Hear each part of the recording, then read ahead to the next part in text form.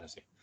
Bueno, pues como deia, bon dia, buenos días. Bienvenidos otra vez a la sesión del Fórum de Enfermedades Autoinmunes y en esta ocasión tenemos una sesión, un poquito de investigación y un poquito también de actualización del tema sobre las oclusiones vasculares retinianas en pacientes con COVID-19. Como comentaba Olga en el mail, sabéis que el COVID-19 se caracteriza por una elevada prevalencia de afectación vascular en forma de trombosis que pueden afectar a cualquier territorio y uno de los territorios, digamos, que se puede afectar pues es a nivel del ojo. Entonces, aprovechando una reciente publicación que ha coordinado el doctor Fonollosa, le invitamos a precisamente presentar los resultados y un poquito la evidencia que había de prevalencia y características de estas oclusiones vasculares retinianas en pacientes con COVID-19. Alex es oftalmólogo, él se formó en el Hospital Vallebrón y ahora mismo está trabajando en el Hospital Universitario Cruces en Baracaldo, donde junto con el doctor Artaraz llevan toda la consulta de uveitis y en la cual pues tuve la oportunidad de compartir la consulta en los 6 meses que estuve allí en 2017. Ya veréis que Alex es, además de un fenomenal oftalmólogo, un uveólogo y retinólogo de referencia y además un excelente presentador y un excelente ponente. Alex, moltíssimes gràcies i de nou perdona el retard. Com vulguis. Bueno, buenos días a todos. En primer lugar, agradecer la invitación al servicio de autoinmunes del Clinic.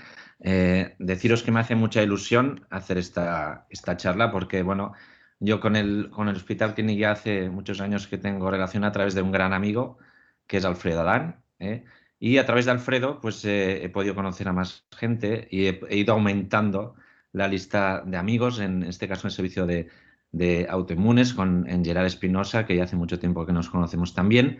Y más recientemente pues he ampliado la lista de amigos en autoinmunes en su versión más autoinflamatoria con el doctor Pepe Hernández. O sea que realmente pues muchas gracias por la invitación. Bueno, este es el paciente cero. Este paciente es el motivo por el que hoy estoy aquí, seguramente. Dejadme describiros esta imagen. Esto es una imagen de un fondo de ojo, de una oclusión de vena central de la retina. Me tenéis que creer. Es un caso típico con hemorragias retinianas en los 4 cuadrantes, dilatación y tortuosidad venosa, edema de disco óptico. Y bueno, realmente las oclusiones de vena central de la retina es una entidad que vemos bastante frecuente en las consultas de retina. Es la segunda enfermedad vascular retiniana en frecuencia después de la retinopatía diabética. ¿Y por qué lo raro o lo atípico de este caso? Bueno, pues porque era un paciente de 32 años y sin factores de riesgo cardiovascular. Y esto ya no es habitual. Y además ya os digo que hacía unas semanas había tenido COVID. Bueno, esto lo veremos luego. Bueno, yo creo que para situar un poquito el tema y entender algunas de las conclusiones y algunos de los resultados de nuestra publicación, pues he creído conveniente hacer una introducción, una breve introducción muy sencilla para no oftalmólogos sobre las oclusiones vasculares de la retina. Brevemente, recordad que hay 2 tipos de oclusiones vasculares, las que afectan a las venas y las que afectan a las arterias. Dentro de las oclusiones venosas tenemos la vena central de la retina y las ramas venosas. Y dentro de las oclusiones arteriales, la oclusión de la arteria central y las oclusiones de las ramas arteriales.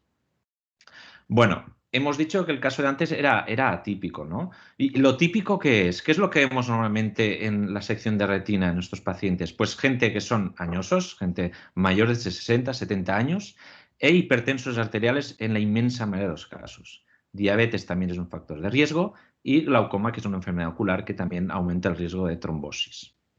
Esto sería lo típico. ¿Y por qué la hipertensión arterial? Bueno, un breve recordatorio sobre la anatomía de la circulación retiniana. La arteria y la vena central de la retina, dentro del nervio óptico, tienen este recorrido con un íntimo contacto, están muy cerca una de la otra. Y adentro de la retina, también dentro del ojo, cuando se distribuyen por la retina, también hay algunas zonas en que están en íntimo contacto. Son los llamados cruces arteriovenosos. Pues bien, la gente hipertensa arterial, la gente que tiene hipertensión arterial crónica, desarrolla un engrosamiento de la túnica adventicia, arterial que llega a comprimir las venas. Y esto pues, puede inducir la formación de trombos. Se entiende bien entonces por qué la hipertensión puede producir trombosis retinianas. A la izquierda tenéis una imagen de una oclusión de vena central de la retina y a la derecha una imagen de una oclusión de una rama venosa. Y aquí abajo a la derecha tenéis un cruce arteriovenoso, que es donde se produciría las trombosis de rama. Las consecuencias de esto pueden ser muy graves y dos grandes tipos de complicaciones. La isquemia de la retina y el edema macular, la inflamación del centro de la retina, de la mácula. La isquemia puede conducir a complicaciones muy graves, como son lo que se llama el glaucoma neovascular, en las que se forman los neovasos en el segmento anterior del ojo, y tanto los neovasos de la retina como el edema macular, en su patogenia desempeñan un papel importante, un factor de crecimiento que es el factor de crecimiento endotelial vascular, el VEGF. Pasamos a las oclusiones arteriales. ¿Qué es lo típico? ¿Qué es lo habitual? Pues lo mismo, pacientes añosos, pacientes con factores de riesgo cardiovascular, hipertensión, diabetes, dislipemia. Y en este caso son pacientes que tienen o bien enfermedad embolígena carotídea o bien cardiopatías embolígenas. La patogenia de las oclusiones arteriales es distinta que el de las trombosis venosas. Aquí lo que ocurre es que hay un émbolo que viene de la circulación sistémica y produce una embolia o bien en la arteria central de la retina o bien en una rama. Y el origen puede ser la carótida o puede ser el corazón. Aquí tenéis una imagen a la izquierda de una oclusión de rama arterial. ¿Veis esta retina más pálida, más blanquecina, infartada? Y las flechas señalan émbolos que son los responsables de la obstrucción. Y a la derecha tenéis una imagen de una obstrucción de arteria central de la retina con la típica imagen de mancha rojo cereza. Vale. Y el paciente atípico, es decir, el paciente joven que a veces vemos que no tiene factores de riesgo, ¿en qué tenemos que pensar? Pues bueno, dentro de las trombosis venosas hay un cuadro clásico que se describió hace muchísimos años, que son las papiloflebitis, que llamamos. ¿Por qué? Pues bueno, a ver, sí que realmente de vez en cuando vemos una oclusión de vena central de la retina en pacientes jóvenes y se presupone una etiopatogenia inflamatoria. Por eso el término de papiloflebitis. A veces, además, tiene un cuadro gripal previo, o sea que, bueno, podría cuadrar bastante. Luego, como siempre, pues buscar trombofilia, factor de 5 de Leiden, etcétera, las vasculitis retinianas, síndromes de hiperviscosidad, leucemias, etcétera, y fármacos y drogas que se asocian a aumento de trombosis. Por ejemplo, esto es un caso de un paciente de 46 años y que viene por un escotoma y lo que a priori se ve es claramente una oclusión arterial, una retina isquémica en la parte inferior de la mácula. Es bueno, una oclusión arterial, pero bueno, es un paciente de 46 años, es un paciente joven. Bueno, aquí ya esto no es lo habitual, es un caso atípico, pero si nos fijamos y esto ya es más de nota para oftalmólogo, las arterias en la zona temporal superior están como envainadas, tienen un infiltrado inflamatorio. Y además en esta prueba que ven a su derecha, que es una angiografía fluoresceínica, que es una prueba en la que se inyecta un colorante en las venas y podemos estudiar la circulación de la retina, vemos que hay signos de inflamación, hay fuga del colorante en las paredes de los vasos y hay isquemia retiniana importante. A la izquierda tienen otras pruebas un poquito más sofisticadas, que es también arriba una OCT angiografía, que es parecida a la angiografía, pero sin utilizar contraste. Se ve claramente una isquemia en la zona inferior de la mácula y abajo tenéis una OCT estructural en que se ve una hiperreflectividad de las capas internas, que es típico de los infartos. Y el otro ojo de este paciente también tiene inflamación. Pues bien, este paciente le diagnosticamos de linfoma de Waldenström. Aquí el papel excelente del internista que trabaja con nosotros pidió una analítica, el cuadro era típico y salió una IgM de 3 gramos y pico y al final el paciente lo que tenía era un Waldenström que había generado pues, una hiperviscosidad y fenómenos autoinmunes en forma de vasculitis retiniana. O este otro caso de una trombosis de rama temporal superior y temporal inferior en un paciente de 40 años. Esto es no hipertenso, esto no es lo habitual. Pero este paciente tenía signos inflamatorios en las venas y lo que tenía este paciente era una vasculitis retiniana presuntamente asociada a tuberculosis. Bueno, volvemos al paciente de antes. Oclusión de vena central de la retina, paciente de 32 años que había tenido hace unas semanas el COVID. Bueno, pensamos en ese momento, ¿puede tener alguna relación? Y aquí, en ese momento, que era alrededor de septiembre-octubre del 2020, pues bueno, buscamos en la literatura y ya se empezaban a publicar los primeros casos de trombosis venosas en pacientes jóvenes que habían tenido COVID. Con lo cual ya empezamos a pensar, cuidado, que aquí podemos tener una relación. A través de la Sociedad Española de Inflamación Ocular, pues promovimos un estudio de recogida de casos, contactamos con unidades de retina y uveitis de toda España y preguntamos a ver si realmente habían vivido casos de oclusiones vasculares retinianas asociadas a infección por COVID. Y esto culminó en este trabajo culminó en una publicación reciente que he tenido el honor de coordinar con el doctor Pepe Hernández también, y se ha publicado en esta revista Retina, que es una revista de alto factor de impacto en oftalmología, y es la que voy a explicar a continuación. Se trataba de un trabajo que tenía como objetivo describir las características clínicas, el tratamiento y el pronóstico de las oclusiones vasculares retinianas presuntamente asociadas a COVID-19. Era un estudio multicéntrico, participaron 17 centros, retrospectivo, y se realizó una revisión en PubMed hasta septiembre del 2021, que fue el momento en que estuvimos preparando el trabajo. Se incluyeron pacientes con oclusión vascular retiniana e infección por SARS-CoV-2 reciente, consideramos reciente en los 6 meses anteriores, entre marzo del 20 y febrero del 21. Y los criterios de infección era una serología y o una PCR o un cuadro clínico radiológico típico en el contexto epidemiológico positivo. Se excluyeron casos leves de exudados algodonosos, hemorragias en la retina, porque es verdad que las primeras publicaciones de retina y COVID, pues bueno, se encontraron estos hallazgos en algunos pacientes, pero en pacientes normalmente que habían estado en la UCI, en los que fuera del contexto COVID, en pacientes encamados en UCI por otros motivos, también se pueden ver estas alteraciones y decidimos excluirlos por este motivo. Recogimos variables relacionadas con la COVID y variables oftalmológicas, como el tipo de oclusión vascular, la agudeza visual inicial y final, parámetros relacionados con la OCT, tratamientos y complicaciones. Voy a detallar primero los resultados de nuestra serie propia y luego los resultados de la serie global, es decir, de nuestros pacientes junto con los pacientes de la revisión de la literatura. Se recogieron 15 casos, 18 ojos, es decir, 3 casos bilaterales, 9 hombres y 6 mujeres, con una edad mediana de 39 años. Solo un 26% tenían factores de riesgo cardiovascular y el seguimiento fue de alrededor de 20 semanas. En cuanto a variables relacionadas con la COVID-19, 20% de pacientes estaban asintomáticos, 53% eran leves consideradas pues un poquito de fiebre, un poquito de tos y que no requirieron ingreso, y graves un 27%. Fijaros que solo pacientes que habían requerido ingreso de diferentes gravedades, pues un 27% vimos en nuestra serie. También evaluamos el lapso de tiempo entre el debut de los síntomas respiratorios y los síntomas oftalmológicos.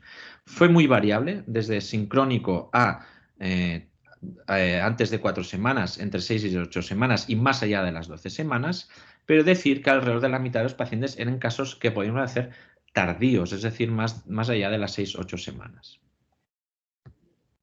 En cuanto a variables oftalmológicas, se recogieron 16 ojos con oclusiones venosas y 2 oclusiones arteriales, 12 oclusiones de vena central de la retina, 4 oclusiones de rama y 2 oclusiones de arteria central de la retina. En cuanto a tratamiento, esto es bastante oftalmológico, pero bueno, observación, 9 ojos, por considerarse un caso leve en general. Antiangiogénicos, 6 ojos. Hemos dicho que el VEGF desempeña un papel en la patogenia de estas enfermedades y en 6 ojos se inyectaron tratamientos antiangiogénicos dentro del ojo. Combinación de antiangiogénicos y corticoides dentro del ojo, un ojo, y implante de corticoide dentro del ojo en 2 ocasiones.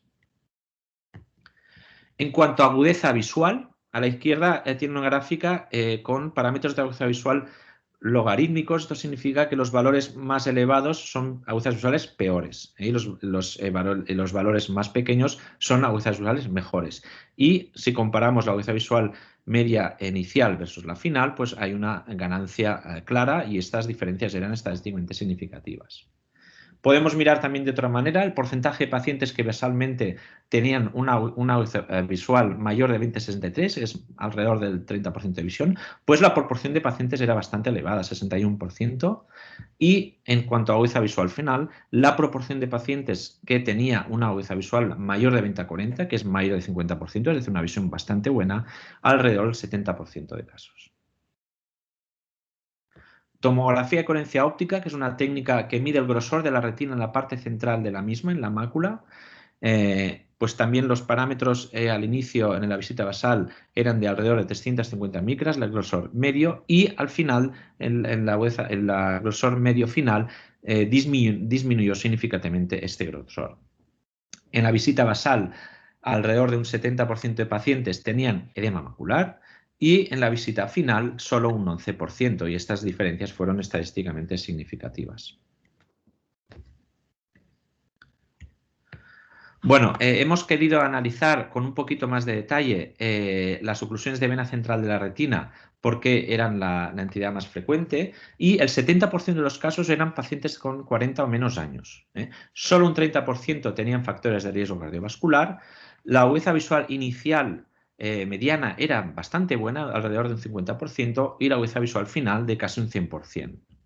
Y 4 casos se realizó observación por ser casos leves, y 2 ojos recibieron implantes de dexametasona, 5 antiangiogénicos y un caso combinación de tratamientos.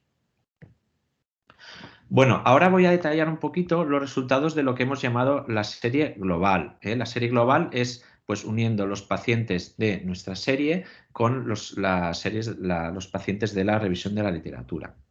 La mediana de edad, 40 años. La proporción de pacientes con trombosis de vena central de la retina más jóvenes de 40 años muy elevada, casi 70%, más frecuente en hombres. La gravedad de la COVID-19, casi el 50%, 49%, eran pacientes ambulatorios. Y en cuanto a parámetros de laboratorio, aquí, al ser un estudio retrospectivo, multicéntrico y de muchas publicaciones, pues no siempre se recogían los mismos parámetros en todos los centros, lógicamente.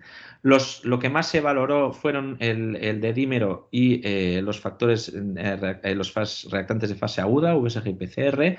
Y cuando se solicitaron, el dedímero estaba elevado en 61% de los casos y los reactantes de fase aguda en 48%. Trombocitosis 24%. Los ANAS se pidieron 6 pacientes, ninguno salió elevado, y los antifosfolípidos se pidieron 10 pacientes, un caso salió elevado. En cuanto a factores de riesgo cardiovascular y enfermedad tromboembólica no ocular, se mantiene un poquito lo que también nosotros vimos, solo un 35% tenían factores de riesgo cardiovascular. Si analizamos específicamente los casos de trombosis de la vena central, solo un 36%, y los pacientes con oclusiones arteriales, la frecuencia fue un poquito más. En cuanto a problemas trombóticos fuera del ojo, solo un 7% de pacientes lo presentaron. También analizamos el tiempo que pasaba desde el debut de los síntomas respiratorios y las manifestaciones oculares. En pacientes, el debut ocular en un 50% de los casos ocurrió antes de las 4 semanas, un 29% después de las 4 semanas. Si analizamos los pacientes con trombosis de vena, ya la cosa cambia un poco, y la proporción de pacientes que debuta antes de las 4 semanas desaparecida, 50%, y esta proporción, en el caso de oclusiones arteriales de la retina, los pacientes, la mayoría de pacientes debutaban pronto, antes de las 4 semanas, 75% de los casos. También evaluamos si podía existir una relación entre la gravedad del COVID y el momento en que debutaban los síntomas oftalmológicos, y veremos que los pacientes tanto ambulatorios como graves, la proporción que debutaban antes de las 4 semanas era parecida, alrededor de un 60%. Hablando un poquito, tengo que hablar de las cosas más oftalmológicas. Pues bueno, había 8 casos fueron bilaterales, que es bastante. Lo típico de las trombosis no asociadas al COVID son normalmente unilaterales. Lo más habitual, trombosis venosa, la mitad oclusión de vena central de la retina. Luego también están publicadas algunas entidades que no he comentado, esto es una cosa muy oftalmológica, como veis muchas siglas, la PAM y la AMN, que son entidades en las que se produce una oclusión, una isquemia de las capas medias y de las capas externas de la retina. Algunos casos hay publicados, nosotros no recogimos ninguno. Y complicaciones graves de isquemia y neovascularización muy poco frecuente, 5 y 0% respectivamente. En cuanto a tratamientos, también un 57% de los casos no tratamiento por observación normalmente o en caso de oclusiones arteriales, por ejemplo, porque era muy grave y no había tratamiento. Antiangiogénicos como tratamiento único fue el más habitual, 21%. Y luego algunos pacientes se trataron con implantes de corticoides, combinación de corticoides intraoculares y antiangiogénicos o corticoides sistémicos. En cuanto a agudeza visual, también visión, y luego en cuanto a visiones finales, también una agudeza visual, una mediana agudeza visual final también buena, alrededor del 90% de visión. Bien, desde el inicio de la pandemia hasta septiembre de 2021, que es la revisión que hicimos para la publicación, se han publicado, además de la nuestra serie, 24 casos de oclusiones vasculares retinianas en pacientes COVID. Ayer hice otra búsqueda en PubMed y ya el total de casos publicados son alrededor de 40. Diferentes entidades, diferentes tipos de oclusiones vasculares se han publicado, oclusiones arteriales, venosas, que es la más habitual, neuroretinopatía macular aguda, PAMS, exudas valvulosas, hemorragias retinianas, pero lo más habitual, oclusiones venosas. El perfil de paciente que hemos encontrado es un paciente, es un hombre, es joven, es raro que tenga factores de riesgo cardiovascular. La COVID-19 tiene una gravedad variable y la mayoría de casos debutan antes de las 4 semanas, aunque una proporción nada desdeñable, pues ocurre más allá de las 4 semanas. En general, sobre todo lo que hace referencia a las trombosis venosas, las agudezas visuales iniciales y finales son buenas. La observación ha sido frecuente y cuando ha habido que tratar a estos pacientes, los antiangiogénicos y los implantes de dexametasona intraocular han sido eficaces. Se podría decir que la oclusión de vena central de la retina, que es la entidad más frecuente que hemos observado, tiene un comportamiento igual que lo que clásicamente se llamaban las papiloflebitis, es decir, aquellas oclusiones de vena central de la retina en paciente joven que se supone un origen inflamatorio y que tiene buen pronóstico. La gravedad de la COVID no parece tener influencia en el lapso entre los síntomas respiratorios y los síntomas oftalmológicos. Y en cuanto a la patogenia, pues entramos en el terreno aquí de las hipótesis, ¿no? Perdonadme si digo alguna barbaridad en cuanto a patogenia en un foro de autoinmunólogos y cualquier duda que tengáis la remito al doctor Hernández para que lo resuelva. Pero bueno, podemos decir que en vascularización retinal y coroidea hay receptor de AC2 altamente expresado, con lo cual, bueno, tiene lógica que localmente se puedan producir enfermedad oclusiva vascular retiniana, eso es, retiniana. Y, bueno, se sabe que el SARS-CoV-2 induce un daño endotelial que puede ser permanente a través de fenómenos trombóticos y fenómenos inflamatorios que justificarían pues, estas oclusiones vasculares tanto en la fase más aguda como en la fase más crónica por este daño permanente que se ha demostrado también en otros territorios. Esto es un estudio realizado en Estados Unidos en el que comparaban muchos pacientes, 153.000 pacientes con COVID-19, y los comparaban con 5 millones de controles contemporáneos y 5 millones o casi 6 millones de controles históricos y analizaban la incidencia de enfermedad tromboembólica cardiovascular y también tromboembólica entre ellas más allá de los 30 días y hasta un año. Y claramente vieron que los pacientes con COVID tenían aumento de riesgo de este tipo de enfermedades y también este aumento de riesgo era incluso evidente en gente que no tenía ningún factor de riesgo cardiovascular. Mi aportación oftalmológica es que hay publicaciones, esta por ejemplo en el que ha participado oftalmólogos del clínico como el doctor Javier Zarranz Ventura, en el que han hecho esta prueba, una angiografía de OCT, que es una prueba que valora la estructura vascular de la mácula y la han realizado en pacientes 6 meses después de estar ingresados por una neumonía por COVID y que no tuvieran nada en el ojo clínicamente. Y han visto que estos pacientes tienen alteraciones. O sea que también en la vascularización retiniana puede haber daño endotelial permanente que podría justificar también los episodios oclusivos vasculares tardíos. También se ha barajado la posibilidad de que la infección vírica induzca anticuerpos antifosfolípido, fenómenos vasculíticos autoinmunes que podían desempeñar un papel también en la patogenia. De hecho, el paciente que nosotros diagnosticamos primero, el que hemos comentado anteriormente, tenía un anticoagulante lúpico positivo que pensamos que podía tener un papel en el desarrollo de esta trombosis. Realmente nosotros pensamos que sí que puede existir una relación entre la infección por SARS-CoV-2 y el desarrollo de oclusiones vasculares retinianas. Hay que decir que hay gente un poquito más escéptica. Este es un artículo que además se ha publicado en el mismo número de la revista que el nuestro. Yo esperaba algún editorial por parte de la revista, pero no ha sido así, en el que hacen una revisión de solo 17 casos de oclusiones vasculares en pacientes COVID, hacen un escrutinio de factores de riesgo, de analíticas, etcétera, y os dicen políticamente correcto en el abstract que no hay datos suficientes para establecer una causa-efecto, que estamos de acuerdo, pero realmente, si leéis el artículo, pues hay un cierto tufillo de incredulidad para esta posible asociación y no abre las puertas a otras o a esta posible asociación. Nosotros creemos que sí, pero bueno, lógicamente hay que estudiar más la posible patogenia. Nuestro trabajo, lógicamente, tiene unas limitaciones, una serie retrospectiva, con seguimiento variable y puede haber un claro sesgo de selección, pero pensamos que, bueno, que tiene algunas fortalezas, como es que ha sido la serie más larga. Hemos caracterizado muy bien clínicamente estas oclusiones vasculares asociadas a la COVID-19.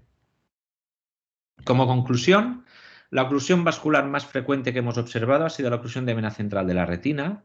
El perfil de paciente es un paciente joven, que es raro que tenga factores de riesgo cardiovascular y en el que la gravedad de la COVID-19 es variable y el lapso también es variable. En general, el pronóstico es bueno, sobre todo en trombosis, oclusión arterial por la propia patología de la enfermedad no, y la observación ha sido frecuente. Lógicamente, son necesarias investigación básica y clínica para definir un posible papel del SARS-CoV-2 en la patogenia de estas oclusiones vasculares. Antes de terminar, también me gustaría terminar recogiendo el guante de Twitter de Gerard Espinosa sobre vacunas COVID y oclusiones vasculares, aunque no era el tema específico de esta sesión. Pues, ¿qué estamos viendo? ¿Qué hemos visto también? Pues hemos visto esto. Esto es un paciente joven de 25 años que viene por un escotoma ojo derecho y le habían puesto la vacuna de AstraZeneca 6 semanas antes. Es bueno, 6 semanas, un periodo bastante largo, pero bueno, es un cuadro muy, muy atípico. Y además, como veis aquí, esto es una OCT, la flecha verde está señalando estos puntitos que veis blancos, son células en la cavidad vital, son fenómenos inflamatorios, o sea que bueno, puede estar la posibilidad de esta asociación entre la vacuna y oclusión vascular retiniana. Y este es otro caso que ya aquí la vacuna, en este caso Pfizer, se la habían puesto una semana antes, un hombre de 52 años, que presenta una oclusión de vena central de la retina y que hemos tenido la oportunidad de publicar conjuntamente con con otra serie de casos, con compañeros de Brasil y Estados Unidos, y que bueno, apuntamos a la posibilidad también de esta relación causal. Y luego este otro caso que llama mucho la atención, que también hemos tenido la suerte de publicar, es un hombre de 53 años que le ponen la vacuna de Pfizer y una semana después hace una neuropatía óptica isquémica anterior en el ojo derecho y tras la segunda dosis hace una neuropatía óptica isquémica anterior en el ojo izquierdo a los 10 días. Con lo cual, bueno, pues bueno, está ahí esta asociación, la patogenia no está clara. Yo creo que también se han descrito acontecimientos isquémicos en otros territorios y que cabe la posibilidad de que haya una relación. Muchísimas gracias por la atención y estaré abierto a cualquier pregunta o duda que tengáis, que no sea de patogenia, entonces lo preguntáis a Pepe. Y nada, ha sido un placer. Muchas gracias. Molt bé. Muchas gracias, Alex. Como siempre, ha sido un placer escucharte. Dejas de compartir y así nos vemos mejor sí. las caras. A ver, Sí, yo te quería preguntar, Alex. Sí. Voy, El SARS-CoV-2, digamos, Sí. a este nivel de oclusiones vasculares se comporta de manera diferente a otros virus? Es decir, ¿estos cuadros también están descritos después de infecciones, yo qué sé, virus Epstein-Barr o no sé, o B19 o virus incluso de la gripe? Sí, lo que hay más descritos es cuadros, de estos cuadros que he descrito con mucha sigla, el PAM, en la neuropatía muscular aguda, que son cuadros isquémicos, pero más de capas medias. Y esto sí que está muy descrito después de, a ver, cuadros víricos en general, no te sabré decir Epstein-Barr o influenza, etcétera, pero esto sí que está descrito. Oclusiones vasculares como tal. Hay alguna cosa descrita, pero vamos, no te sabría decir qué evolución tienen ni nada, me lo tendría que revisar. Vale. Pero... O sea, tu impresión, digamos, es que en este caso el virus, el SARS-CoV-2 sí que, digamos, se comportaría de manera diferente. A nivel oftalmológico me refiero. ¿Pero diferente a otras etiologías víricas o...? Sí. O sea, digamos, o el número... Lo digo porque uno siempre tiene la duda de si hay un sesgo, digamos, de publicación, en el sentido de que vamos a buscar más cosas. No sé si me explico. Sí. Bueno, el sesgo está claro, ¿no? Pero realmente, bueno, se tendría que ver. Otras infecciones por virus que puedan producir esto, puede ser que haya. Lo que pasa es que, claro, como no ha habido la fiebre COVID, pues no se han valorado, ni se han publicado, ni se han estudiado. Habría que verlo. Y luego dos comentarios más, Alex, por pura ignorancia. Entiendo que no puede haber un sesgo, digamos, de infradiagnóstico. Es decir, entiendo que si tú tienes una oclusión de vena central de la retina, joder, ves mal y vas a la urgencia seguro. Sí, aunque sea un cuadro leve, porque puedes tener leve, ¿qué entendemos por leve? Pues que ve la cantidad de visión es buena, pero algún síntoma siempre hay. Cierta borrosidad, alguna mosca. Entonces el paciente tiene síntomas y acude. O sea que infradiagnóstico no hay.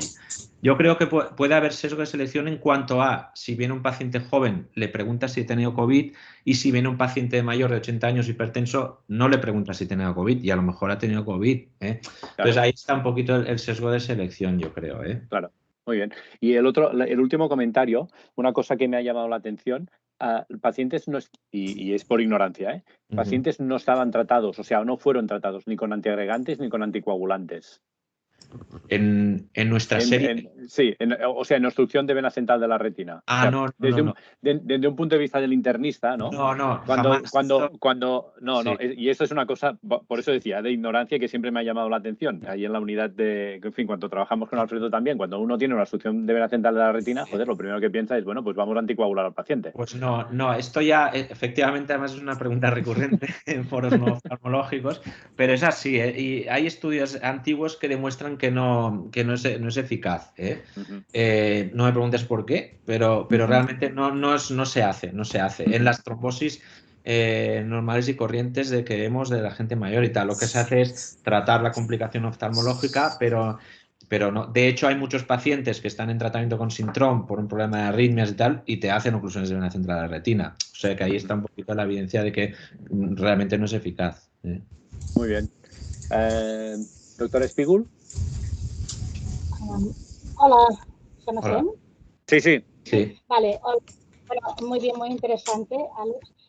No, solo una pregunta, es que no sé si me lo he perdido porque igual ha habido un momento que estaba un poco con otra cosa y no sé si lo has comentado, si estos pacientes habían hecho fenómenos trombóticos en alguna otra parte. Sí, en la serie global un 7%.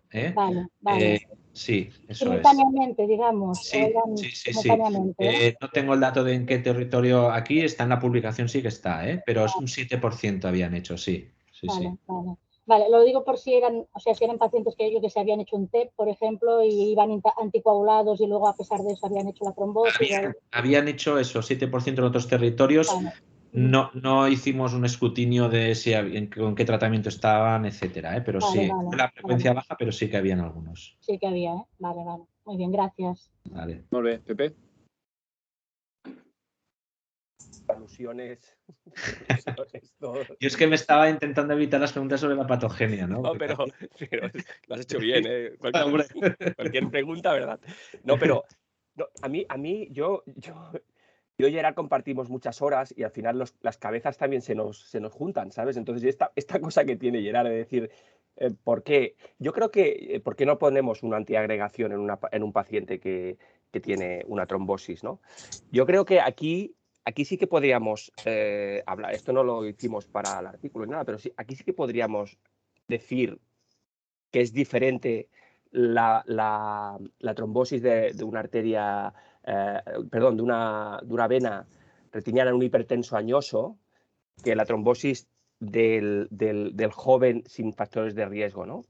¿Por qué? Pues porque hay un daño endotelial, que es lo que se ve en otros territorios y es lo que provoca a las 4, 6, 8 semanas una trombosis. Entonces, es diferente, no hay un factor físico obstructivo. Entonces, yo creo que aquí sí que está indicado en una patología endotelial que ya está demostrada incluso en este estudio que has demostrado, ¿no? Que hay un daño endotelial crónico a los 6 meses post-COVID. Otra cosa es decir, cuando quitamos la antiagregación en estos pacientes que tienen un daño endotelial probado. Pero yo creo que tiene un sentido, ¿eh? En estos pacientes hacer una antiagregación, obviamente esto es un estudio retrospectivo que ya los pacientes estaban recogidos, cada oftalmólogo tiene su librillo, los pacientes que están recogidos de la literatura, cada uno también ha hecho lo que quiere, muchos no lo ponen, sí. Y ese es el sesgo también. Pero yo creo que si yo lo viese en un paciente COVID, post-COVID, y ya lo atribuyese como posible causa COVID, yo lo antiagregaría al menos una temporada. Sí, está claro que la patogenia es distinta, ¿no? En el paciente añoso, pues eso, compresión de la arteria sobre la vena, y aquí es lo que tú comentas. Sí, sí, realmente sí que tiene mucha lógica, estoy de acuerdo. Laura. Hola, Alex, buen día. Hola, ¿qué tal? ¿Qué tal? Mira, lo haré en castellano. Quería hacer una pregunta. Yo comparto varios pacientes con la doctora Lledó, que ve pacientes post-COVID, y me llegan muchos pacientes jóvenes, como tú comentas, que no tienen oclusiones, pero te explican que tienen como una mala visión y no saben un poco cómo explicar. Sí. Y el único hallazgo que he encontrado, porque les hemos hecho angiografías, todo sale normal, y el angio-CT, como comentabas la publicación de Javier, lo único que he podido encontrar es que tiene un agrandamiento de la zona vascular foveal, ¿vale? Pero no te puede dar números, simplemente es con los diabéticos, que vemos que hay una alteración, ¿no?, de la estructura. ¿Esto te lo has encontrado en los pacientes? Es que no he hecho seguimiento sistemático como tú, no tengo seguimiento de este tipo de pacientes, no, ni me han venido, pero bueno, es súper lógico y además está publicado, está demostrado. Probablemente estos pacientes son pacientes que le haces agudeza visual y ven bien, pero si haces pruebas más finas, igual de microperimetría, etcétera, o retinal multifocal, si me apuras, probablemente tengan alteraciones, pero clínicamente no he visto, pero tiene toda la lógica del mundo. Y además está publicado, ¿no? Y más grupos lo han publicado también. Gracias. Vale. Y el tema de las vacunas, ¿qué os parece? En otros territorios me imagino que sí que habéis visto, ¿no? La verdad es que en pacientes con enfermedades autoinmunes, a banda de hacer algún poquito de aumento de actividad, en la mayoría de los casos leves o moderados, no hemos tenido ninguno. Y en pacientes con síndrome antifosfolipídico y trombosis previas tampoco. Es verdad que estos pacientes, la mayoría de ellos, se han hecho trombosis, ya van anticoagulados. Claro. Pero la verdad es que no hemos tenido ningún fenómeno de este tipo. Hombre, yo creo que, a ver, que es raro, porque tanto la infección y la oclusión vascular secundaria y la vacunación y la oclusión vascular secundaria, a veces son raras porque con un montón de gente que hay infectada y vacunada, pues tenemos que tener una epidemia, ¿no? Pero es raro, pero puede ser. A mí me llama mucho la atención el último caso que he presentado, que publicamos, que le ponen vacuna, hacen una neuropatía óptica isquémica y le ponen la segunda dosis y hacen el otro ojo, hostia. Sí. Llama la atención, no lo sé. Hombre, puede ser casualidad, sí, pero bueno, no sé, al menos una duda razonable, ¿no? Sí, seguro. Yo sí puedo aportar un poquito de... Estoy en la comisión de farmacovigilancia y estamos muy al tanto de lo que está pasando con las vacunas, aparte que se están revisando mucha literatura al respecto y sobre todo de series poblacionales, ¿no? Como como la británica, que analizaron 40 millones de personas, donde estratificaron por edades y fenómenos inflamatorios perniciosos, deletéreos, había un tanto por ciento muy aumentado en revacunación de gente más joven, de franjas de edad, en forma de miocarditis y pericarditis.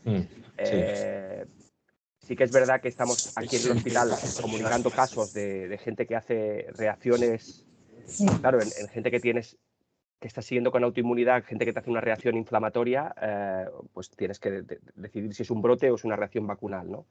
Cuando dejas pasar sin hacer nada y se normaliza, pues es la vacuna, porque si no el brote, si no lo tienes que tratar. Y eso lo estamos comunicando. O sea, como Gerard ha dicho lo mismo, que algún fenómeno inflamatorio hay, no son muy graves, pero sí que en franjas de edad más jóvenes, y no sé estos ojos, o sea, estos pacientes, no sé qué edad tenían, ¿no? Pero se producen fenómenos más inflamatorios con carácter moderado o potencialmente grave en gente más joven.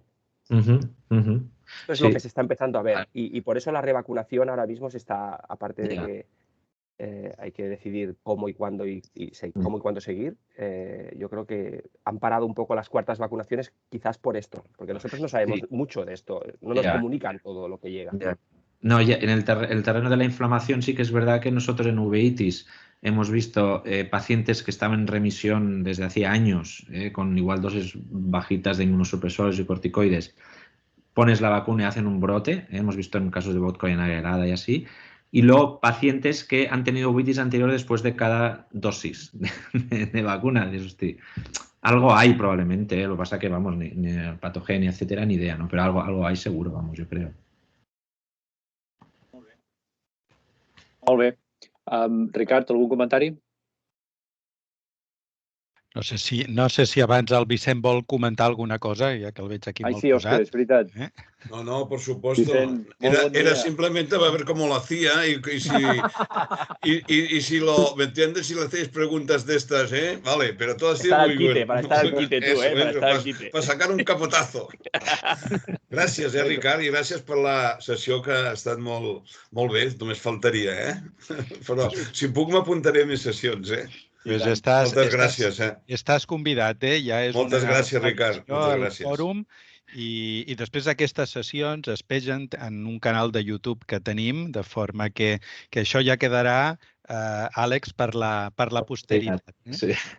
A mi em deixen doncs acabar, i a banda d'agrair-te, òbviament, i ja t'ho havia fet al principi, el que hagis participat en aquest fòrum, a mi m'agradaria, doncs, potser fotre cullerada en dos dels temes que s'han parlat ara aquí i que crec que podíem afegir alguna dada més i no deixar-ho ahir penjat en l'aire.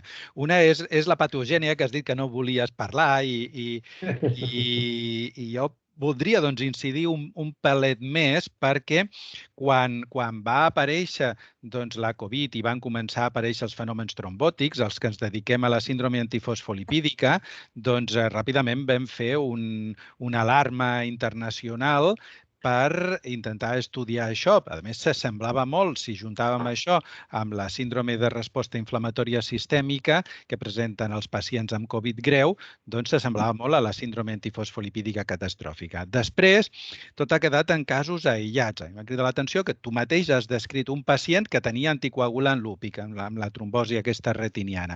I doncs hi ha algun cas per ahir que està sortint. Nosaltres, amb un treball molt maco que vam fer amb un grup d'immunòlegs de Madrid, vam trobar que aquests pacients amb trombosis tenien una disminució de la beta-2-glicoproteïna 1, que és el cofactor dels anticossos antifosfolipídics. No tenien anticossos antifosfolipídics, però en certa forma estava implicada una via diguem-ne, comú a la de la síndrome antifosfolipídica. Per tant, probablement això s'ha de seguir estudiant. Jo no sé si tu tens mostres d'aquests pacients i es podrien fer algun treball conjunt, ampliar aquest treball amb el grup dels Serranos de Madrid, que són els immunòlegs amb els quals hem treballat això. Crec que hem d'insistir, hi ha com 14 o 15 mecanismes proposats per la trombosi a la Covid. Gairebé jo quasi diria moltes vegades fent un acudit fàcil, que qualsevol cosa que estudiïs de mecanismes inflamatoris i trombòtics a la Covid, doncs et sortirà alguna cosa i probablement fins i tot amb P significatives i fins i tot ho podràs publicar, però algunes coses tenen més sentit comú i probablement aquesta via en la qual participa la beta-2-glicoproteïna 1 és una via a explorar amb una miqueta més de ganes, no? I la segona cosa és el tractament, que igual que el Gerard, doncs ens sorprèn, i això ja és en pràctica clínica i ens hem hagut de barallar en més d'un pacient que ha tingut una trombosi retiniana i que els oftalmòlegs fan els seus tractaments oftalmològics i que hem de prendre decisions de si fem un tractament antitrombòtic sistèmic, no? I això bàsicament amb els pacients que tenen anticossos antifosfolipídics i que els podem catalogar de que tenen una síndrome antifosfolipídica en base a aquesta trombosi retiniana i que, en principi, el tractament d'aquests pacients hauria de ser la tromboprofilaxis secundària a llarg termini. Potser podries discutir si amb antiagregants, si amb anticoagulants, si amb un INR més alt o més baix, no? Però alguna cosa sistèmica i no només el tractament tòpic, perquè penses que té una trombofília que és sistèmica, que ha trombosat la retina potser per alguna altra cosa afegida que li passava a l'ull, no? Però que té un risc trombòtic a qualsevol altre territori. Jo, la veritat és que amb els Covids que trombosen em fa una miqueta d'angúnia de pensar que segurament tenen alguna trombofília que és sistèmica, que va més enllà de l'ull i que algun tipus de tromboprofilaxis secundària hauríem de fer. I penso que ahí queda obert, si només una miqueta d'aspirina, per no complicar l'existència massa després a la monitorització del pacient, o una anticoagulació plena. Trobis o no trobis anticossos antifosfolipídics o altres trombofílies. I ahí queden aquests dos comentaris. Si no es vol fer cap altre comentari addicional, doncs novament, moltíssimes gràcies, Àlex. Crec que estaràs convidat en més ocasions i també el pare Vicent, també alguna altra vegada hauràs de venir. Ens has deixat ja el màster, ja no ens acompanyes ara al màster, has legat això a la gent més jove del servei, de l'equip, però també... S'ha de deixar pas als joves, Ricard. Però també ens agradaria aprendre, seguir aprenent de tu, O sigui no, res, quan vulguis, però bueno, jo crec que sí que hem de deixar pas als joves, perquè a més estan més al dia, home, més al dia. Bueno, ja ho veurem, Ho fan molt bé, La gent que ens has deixat al màster ho fan molt bé. Moltíssimes gràcies. A tu, gràcies, a vosaltres. No se't sent. Gerard, no se't sent. Perdoneu, val a dir que el doctor Fonollosa està aquí per dos motius. El primer és obvi, i és el parentesc, diguéssim, amb el ponent, i el segon és que ell es va dedicar a les uveitis. Molt bé. Abans d'ahir, va ser un dels primers internistes, diguéssim, que va començar a entendre com parlaven els oftalmòlegs. Sí, durant 3 anys vaig dedicar a fer la història de les uveitis, perquè el doctor Borja Korkostegui em va dir que havia sortit una cosa que es deia Soniman, Sonimun, Sandimun. Dic, sí. I esto no lo sabemos nosotros dar. I li vaig posar, doncs, amb el doctor Guijarro, vam fer, després va vindre el doctor Segura, però sí que és veritat, I potser queda una mica de residuament la impronta de les uveitis, Molt bé. Moltes gràcies. Moltíssimes gràcies a tots dos de nou, Àlex, moltíssimes gràcies. Gràcies a vosaltres i vulgueu una altra. I ja quedes fitxat per futures sessions. Encantat. Molt bé. Bon dia. Adéu. Us anuncio la sessió de la setmana que ve. La doctora Morancho, abans de deixar-nos, com que té moltes ganes de participar en una sessió, ens parlarà del problema del pneumocistis en pacients amb malalties autoimmunes. De manera que no hi ha millor manera d'acomiadar-se del nostre servei que durant aquesta sessió. Fins la setmana que ve. Adéu-siau. Adéu. Bon dia. Adéu.